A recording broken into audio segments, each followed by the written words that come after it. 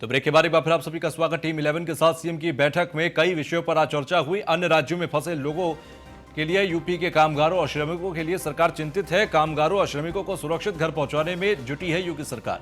CM ने राजस्व विभाग से तैयार कराए 6 लाख लोगों के लिए क्वारंटीन सेंटर। इस प्रक्रिया में बनवाए गए शेल्टर होम और कम्युनिटी किचन। सीएम योगी ने यूपी के कामगारों और श्रमिकों से की भावुक अपील। अभी तक जिस धैर्य का परिचय आपने दिया उसे बनाए रखें। राज्य सरकारों से सभी को घर पहुंचाने की कार्य योजना तैयार की जा रही है। संबंधित राज्य सरकारों के संपर्क में रहें, कतई पैदल ना चलें। घर वापसी के लिए यूपी सरकार ने सभी राज्यों को पत्र लिखकर ब्यौरा मांगा है। सभी का नाम, पता और मोबाइल नंबर के साथ ही मेडिकल रिपोर्ट मांगी गई।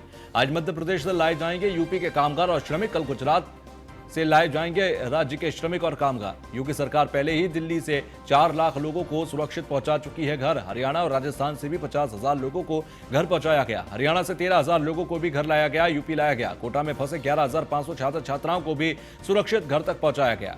प्रयागराज से कई जिलों के 15,000 छात्र सुरक्षित घर पहुंचे हैं। कोरोना से हर तरह से निपटने के लिए मुख्यमंत्री योगी आदित्यनाथ ने लेवल 1, लेवल 2 और लेवल 3 के कोविड अस्पतालों की क्षमता विस्तार करके 52,000 बेड तैयार कराए हैं। तो आज टीम 11 के साथ बातचीत हुई और उसमें जो तमाम श्रमिक और कामगार दूसरे राज्यों में फंसे हैं उनको लेकर चर्चा की गई। 6 लाख क्वारंटीन सेंटर लोगों के लिए बनाए गए हैं। आपको बता दें कि 6 लाख लोगों की क्षमता वाला क्वारंटीन सेंटर जगह जगह तैयार किए गए हैं। प्रयागराज से, कोटा से, तमाम दूसरे राज्यों से लोगों को उनके घरों तक पहुंचाया जा रहा है। और योगी सरकार ने आज भावुक अपील करते हुए कहा कि जिस धैर्य का परिचय अभी तक आप लोगों ने दिया उस धैर्य को कुछ दिन और बनाकर रखिए। सरकार लगातार प्लान बना रही है जिससे आप लोगों को आपके घर तक सुरक्षित पहुंचाया जा सके। पैदल बिल्कुल भी ना चलें।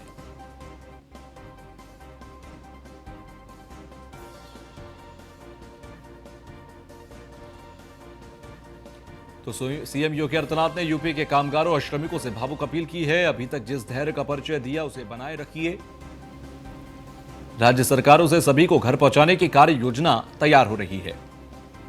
तो संबंधित राज्य सरकारों के संपर्क में रहें, कतई पैदल ना चलें। सीएम योगी आदित्यनाथ की तरफ से इन बातों को कहा गया। घर वापसी के लिए यूपी सरकार ने सभी राज्यों को पत्र लिखकर ब्यौरा मांगा है। तो सभी का नाम, पता और मोबाइल नंबर के साथ मांगी गई मेडिकल रिपोर्ट। तो वहीं रायबरेली में न्यूज वन इंडिया की खबर का दमदार असर देखने को मिला। कल न्यूज वन इंडिया ने दिखाई लॉकडाउन में पुलिस की लापरवाही। कोरोना और लॉकडाउन पर दिखाई गई खबर का बड़ा असर हुआ। खबर दिखाए जाने के बाद एक्टिव मोड में दिखा रायबरेली पुलिस प्रशासन।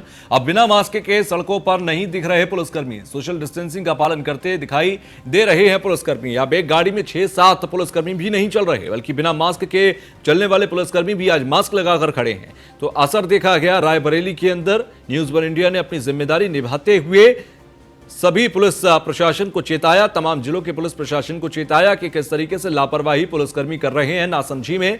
ऐसे में उन सभी को चेताया गया और रायबरेली के अंदर उसका असर भी देखा गया जब न्यूज वन इंडिया की खबर का असर हुआ और पूरे सोशल डिस्टेंसिंग, पूरे एहतियात के साथ पुलिसकर्मी दिखाई दिए आज। तो रायबरेली में न्यूज वन इंडिया की खबर का एक बड़ा और दमदार असर हुआ है। कल न्यूज वन इंडिया ने खबर दिखाई थी जिसमें दिखाया था कि किस तरह से सोशल डिस्टेंसिंग की धज्जियां पुलिसकर्मी उड़ा रहे हैं। दिखाया था कि किस तरीके से बिना मास्क के, बिना किसी एहतियात के पुलिसकर्मी सड़कों पर मौजूद हैं। इसके बाद रायबरेली से ये तस्वीर आज देखिए। आज सुबह से तस्वीर बिल्कुल जुदा नजर आई। पुलिस प्रशासन एक्टिव नजर आया। तमाम एहतियात यानी कि मास्क, सैनिटाइजर, सब कुछ बखूबी नजर आए। इसके अलावा ग्लव्स पहने नजर आए, सोशल डिस्टेंसिंग नजर आई।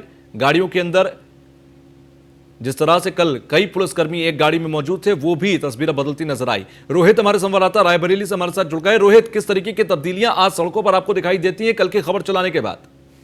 जी बिल्कुल, जिस हिसाब से कल देखा गया था कि कई पुलिसकर्मी या फिर आप अपनी देखा जाए तो मास्क नहीं लगाए हुए थे और सोशल डिस्टेंसिंग का प्रयोग नहीं करते। वही खबर दिखाए जाने के बाद अगर आज की तस्वीर की बात की जाए तो आज की तस्वीर में सड़क पर मुस्तैद दिख रहा है। जो भी पुलिसकर्मी, उनके चेहरे पे मास्क भी दिख रहा है, सोशल डिस्टेंसिंग भी बाकायदा दिखाई पड़ रही है।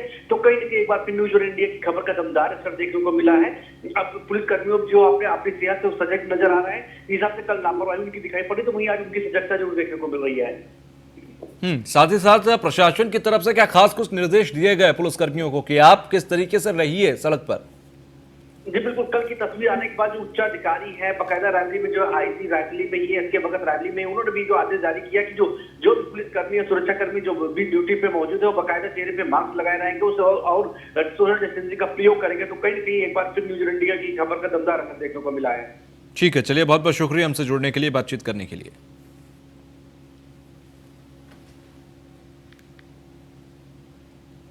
कानपुर से खबर, पनकी थाना अध्यक्ष का अमानवीय व्यवहार देखने को मिला। पूजा करने जा रहे बुजुर्ग को मेंढक बना दिया गया। बुजुर्ग को मेंढक की तरह चलकर मंदिर जाने की सजा दी। बुजुर्ग गिड़गिड़ाता रहा, लेकिन किसी भी पुलिसकर्मी का और न ही थानेदार का दिल वहां पर पसीजा। पनकी थाने के प्रभारी विनोद कुमार का वीडियो वायरल हुआ है। मामले में आला अधिकारी ने जांच की बात कही है। इस बुजुर्ग के थाली में पहले तो पानी थानेदार ने लौटा, उसके बाद कहा कि यह पानी छलकना नहीं चाहिए और अब मेंढक की बनकर चल के दिखाओ। तो ये बुजुर्ग के इस तरह प्रताड़ित करने का, सजा देने का अमानवीय चेहरा कानपुर से सामने आया है। कानपुर का पनकी थाना क्षेत्र ये है, जहां के थानेदार हैं विनोद कुमार। और ये तस्वीर आप देखिए, मंदिर जा रहे बुजुर्ग को इस तरह से प्रताड़ित वहां पर किया, उनको सजा दी है। मेंढक बनकर, इस तरीके से तस्वीर आप देखिए, मेंढक बनकर मंदिर तक जाने की सजा दे डाली। तो कानपुर पुलिस का थाना अध्यक्ष का, ये थानेदार का तुगलकी फरमान आप देखिए। उस बुजुर्ग को मेंढक बनकर चलने के लिए कहा गया, थाली में पानी लौट दिया और कहा कि यह पानी छलकना नहीं चाहिए। तो बुजुर्ग को मेंढक की तरह चलकर मंदिर जाने की सजा दी। और ये वीडियो आप देखिए किस तरीके से अमानवीय चेहरा पुलिस का सामने आया। ये थानेदार विनोद हैं, कानपुर के पनकी थाना क्षेत्र में यह तस्वीर सामने आई है। तो बुजुर्गों को मेंढक की तरह चलकर मंदिर जाने की सजा दे दी गई। तो आगरा में लॉकडाउन के दौरान पुलिस ने अपनाई आधुनिक तकनीक। गली मोहल्लों में को लेकर गांव क्षेत्र तक उड़ाया ड्रोन से रखी जाएगी बेवजह घूमने वालों की तस्वीर ली जाएगी। मामले में सभी के खिलाफ कड़ी कार्रवाई होगी। तीसरी आंख के साथ पुलिस ने गली मोहल्लों में बढ़ाई सक्रियता। प्रभारी निरीक्षक के साथ पुलिस फोर्स ने ड्रोन से जायजा लिया। थाना इरादत नगर के गांव से लेकर कस्बे बाजार तक उड़ाया गया ड्रोन। तो यहां पर गली मोहल्लों में घूमने वाले लोगों पर कार्रवाई की जाएगी और उनकी फोटो इस ड्रोन के जरिए ली जाएगी, जिस पर बाद में कार्रवाई होगी। तीसरी आंख के साथ पुलिस ने गली मोहल्लों में सक्रियता बढ़ा दी गई है और प्रभारी निरीक्षक के साथ पुलिस फोर्स ने ड्रोन से जायजा लिया है। प्रशांत कुलश्रेष्ठ हमारे साथ जुड़ गए हैं आगरा से संवाददाता। प्रशांत, किस तरीके की तस्वीरें ड्रोन की नजर आ रही हैं?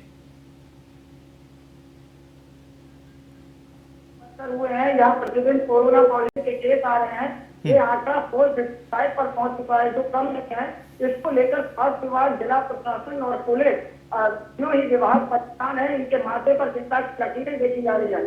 तो इससे इस शहरी पुलिस को छोड़ने के लिए पुलिस ने अब ड्रोन कैमरे की मदद ली है।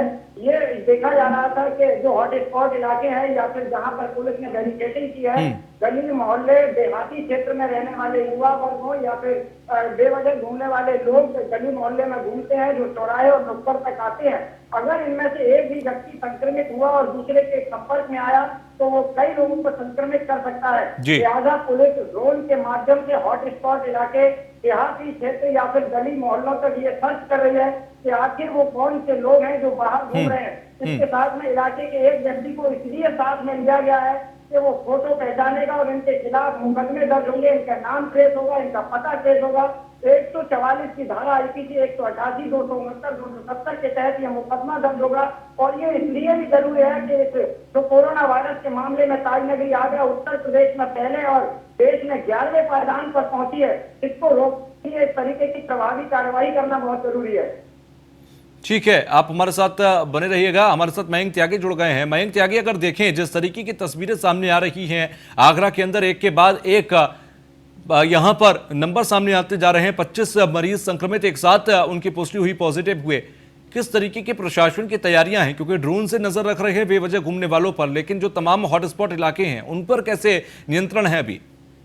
जी, अगर देखा जाए तो लगातार इरादनगर क्षेत्र में झीला रेड जोन स्पॉट में है, जहाँ पे ड्रोन की आधुनिक तकनीक का प्रयोग किया गया है। जब देखा जाए तो लगातार आप देख सकते हैं तस्वीरों में ड्रोन उड़ा के जो बेवजह घूमने वाले लोगों पे नजर रखी जा रही है। उसके साथ ही साथ मॉक ड्रिल करते हुए तमाम जो पुलिस कर्मी है, सहयोग दिए हैं, जो गली और मोहल्लों तक पहुंच रहे हैं। और देखा जाए तो सबसे बड़ी बात ये है कि जो चेतावनी देते हुए भी नजर आ रहे हैं, जो गली मोहल्ले से बाहर दिख रहे हैं उनको।